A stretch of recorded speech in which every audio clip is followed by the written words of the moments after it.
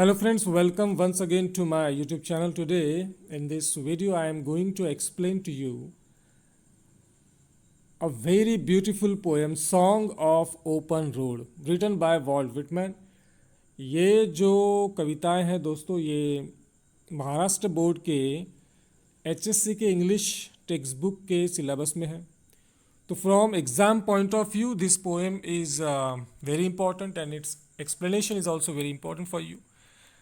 And even if you are not in the 12th class, if you are just a lover of English literature, for you also this poem will be very helpful. Actually, this is an inspirational poem. Walt Whitman जो थे वो originator थे free verse के, और ये जो कविता है ये भी फ्री वर्स में है. फ्री वर्स पोएट्री का एक ऐसा फॉर्मेट होता है जिसमें पोएट्री के जो रूल्स और रेगुलेशंस है वो नहीं होते. यानी ज़रूरी नहीं है कि आपको पोएम में राइमिंग पैटर्न ही देना हो या फिर मीटर भी वो होना चाहिए, ऐसा कुछ नहीं होता. आप अपने हिसाब से पोएट्री लिख सकते हो. तो ये फ्री वर्स है और बहुत ही इंस्पिरेशनल इन्फ्लुएंशियल पोएम है. ये वर्ल्ड वाइड इस पोएम को अप्रिशिएट किया जाता है. तो देखिए, इस कविता में जो मेजर थीम्स है वो है फ्री विल की और सेल्फ अवेयरनेस की, फ्रीडम की.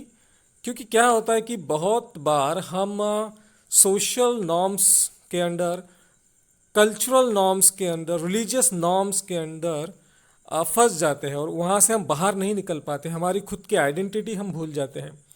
हम ये नहीं समझ पाते कि मुझे जीवन में क्या करना है, मुझे क्या चाहिए. हम हमेशा एक्सपेक्टेशंस के दबाव के नीचे होते हैं. तो यही इस कविता में पोएट ने हमें बताया कि we can live a free life. We don't need to follow the rules and regulation of society, of family और ऑफ एनी अदर इंस्टीट्यूशन. तो आइए इस कविता का आनंद लेते हैं. And I am going to explain this poem line by line, stanza by stanza to you. Afoot and light-hearted I take to the open road. So poet is saying that afoot यानी poet पैदल है. अफूट, light hearted, मन बिल्कुल हल्का है, कुछ भी मन में नहीं है. कुछ भी का मतलब किसी के प्रति ईर्ष्या नहीं है, कोई डाउट्स नहीं है, कोई टेंशन नहीं है, कोई स्ट्रेस नहीं है.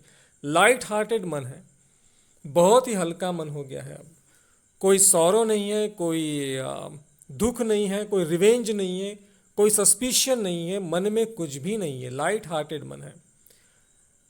जब ऐसा मन इंसान का होता है तो इंसान बहुत ही ज़्यादा खुश होता है. तो afoot and light hearted I take to the open road. Now this phrase open road signifies to many things. Open road यानी एक खुला रास्ता है, खुला मार्ग है आपके लिए, और आपको अब उस मार्ग पे जाना है और उस मार्ग पे आने वाले जो कुछ भी एडवेंचर्स हैं, सरप्राइजेस हैं, उनको फेस करना है और जीवन जीना है. यानी ये जो रोड है ये ओपन है. आपके लिए ये रोड किसी ने बनाया नहीं है. देखिए, जब आपके माता पिता आपको कहते हैं कि आपको इंजीनियरिंग ही करनी है, आपको मेडिकल फील्ड में ही जाना है, आपको IAS ऑफिसर ही बनना है, तो वो आपके लिए मार्ग निर्धारित कर रहे हैं आपके जीवन का. क्योंकि आपने वो चूज़ नहीं किया है. आपके पेरेंट्स आप पे प्रेशराइज करके उस मार्ग पे चलने के लिए आपको फोर्स कर रहे हैं. ठीक है ना. तो उसे हम ओपन रोड आपके लिए नहीं कह सकते. जब आप आपके लिए कोई रोड चूज करोगे वो आपके लिए ओपन रोड होगा, विदाउट एनी बर्डन और without any pressure. Healthy free the world before me. Poet says that the world before me is quite healthy free. क्यों ऐसा कहा है? क्योंकि देखिए, ओपन रोड जो है ना वो खुद पोएट ने खुद के लिए चूज़ किया है. तो वो हेल्दी है और फ्री है. फ्री है इस वर्ड को थोड़ा सा इसके तरफ ध्यान दीजिए, क्योंकि फ्री है इसका मतलब कि किसी ने इस रोड पे जाने के लिए पोएट को मजबूर नहीं किया है. वो खुद जा रहा है, वो फ्री फील कर रहा है, वो हेल्दी फ्री फील कर रहा है. उसी वर्ल्ड की तरह वो वर्ल्ड भी हेल्दी है, वर्ल्ड भी फ्री है, और उसे जो भी करना चाहे वो वो पोएट कर सकता है। The long brown path before me leading wherever I choose. Poet sees a long brown path before him. तो पोएट के सामने एक बहुत ही लंबा ब्राउन कलर का पाथ है, रास्ता है, एक पगडंडी है। और वो जो रास्ता है पोएट को पोएट चाहे तो उस रास्ते से कहीं भी जा सकता है। अब ये पोएट को डिसाइड करना है कि उसे कहाँ जाना है, कहाँ तक जाना है, क्योंकि उस मार्ग को पोएट ने खुद चूज किया है। किसी ने फोर्सफुली उसको उस मार्ग पे जाने के लिए नहीं बताया है। बात समझ में आ रही है ना आपकी कि यहाँ पे क्या हो रहा है। देखिए कि बहुत बार हमें हमारे पेरेंट्स, हमारे एल्डर्स कहते हैं कि आपको ये करना है, तो उन्होंने हमारे लिए मार्ग सिलेक्ट कर लिया। हम अब वही एक रास्ता है जिससे हम जा सकते हैं, हमारे लिए कोई ऑप्शन नहीं है। लेकिन यहाँ पे क्या हो रहा है कि आपको डिसाइड करना है कि उस मार्ग से आप और कहाँ तक जा सकते हो, कहाँ आपको जाना है, यह आपकी इच्छा है।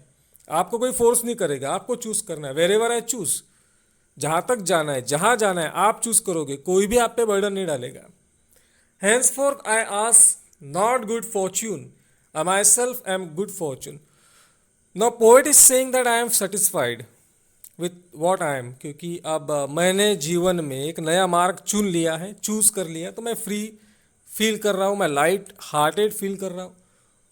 तो मुझे ऐसा लगता है कि मैं ही खुद गुड फॉर्च्यून हूँ, क्योंकि भगवान ने मुझे, नेचर ने मुझे जो कुछ भी दिया, आई एम सेटिस्फाइड विथ इट। मैं खुद गुड फॉर्च्यून हूँ, मुझे गुड फॉर्च्यून की जरूरत नहीं है। I myself am good fortune, I don't need good fortune. मैं खुद कुछ कर सकता हूँ अपने जीवन में और अपना भाग्य खुद बना सकता हूँ, मुझे गुड फॉर्च्यून की जरूरत नहीं है। Henceforth I whimper no more. अब इसके आगे कभी भी मैं विम्पर नहीं करूँगा, रोऊंगा नहीं, कंप्लेंट्स नहीं करूँगा। पोस्टपोन नो मोर, नीड नथिंग। अब कुछ भी, कोई भी चीज़ मुझे जीवन में करनी हो तो मैं पोस्टपोन नहीं करूँगा, मैं कर डालूंगा। अगर मुझे कुछ करना है तो मैं कर दूंगा, उसे पोस्टपोन नहीं करूंगा। पोस्टपोन का मतलब कोई भी एक्शन करने में डिले करना। तो पोइट यहाँ पे कह रहे हैं कि मैं डिले कभी नहीं करूंगा, मुझे करना है मैं कर डालूंगा, मुझे कुछ भी नहीं चाहिए। I am satisfied, need nothing.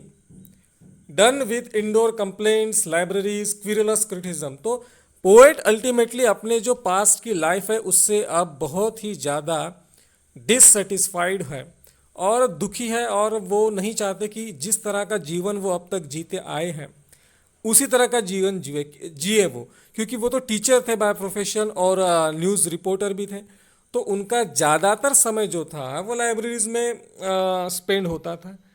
तो इस हो सकता है कि वो पोएट थे तो कुछ क्रिटिसिज्म भी उनका हुआ होगा।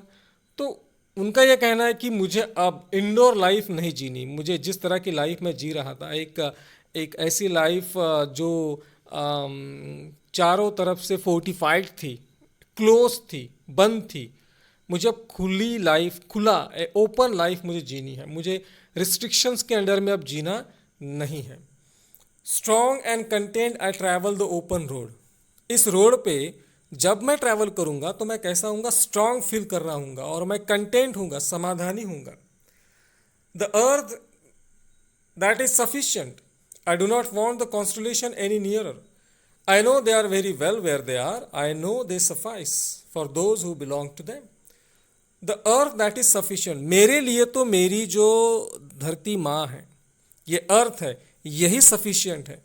मुझे कॉन्स्टलेशंस नहीं चाहिए। कॉन्स्टलेशंस का मतलब होता है group of stars, collection of stars. तो यहाँ पे कॉन्स्टलेशन सिग्निफाई करते हैं इन्फ्लुएंशियल पीपल, बड़े लोग, ग्रेट पीपल।